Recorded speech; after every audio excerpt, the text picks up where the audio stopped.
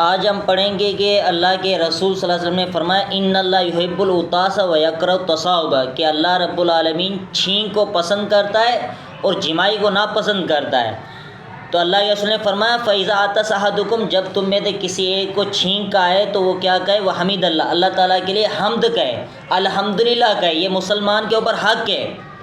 کہ الحمدللہ کہے۔ پھر جو سننے والا ہے وہ کیا کہے، جواب کے اندر یرحمک اللہ کہے۔ کسی کو چھینک آئے تو پھر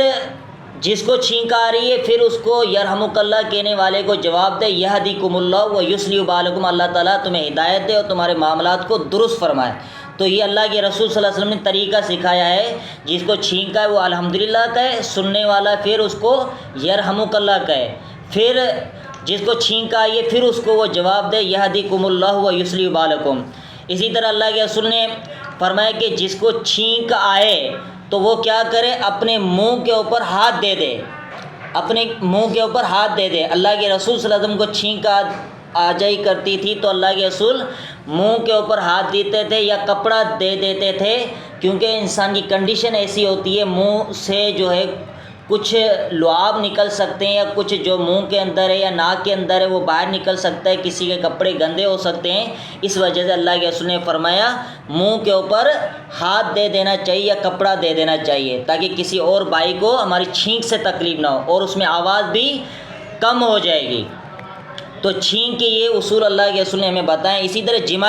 جمائی شیطان کی طرف سے اللہ کے رسول نے فرمایا جب تم میں سے کسی ایک کو جمائی آتی ہے تو ضحک منہ شیطان اس کے اوپر ہنستا ہے۔ جب منہ کھولتا ہے جمائی کے لیے تو شیطان اس کے اوپر ہنستا ہے اور شیطان داخل ہوتا ہے۔ اسی وجہ سے اللہ کے رسول نے فرمایا جمائی جب آئے تو اس طرح منہ کے اوپر ہاتھ رکھ دینا چاہیے تاکہ شیطان اندر داخل نہ ہو۔ تو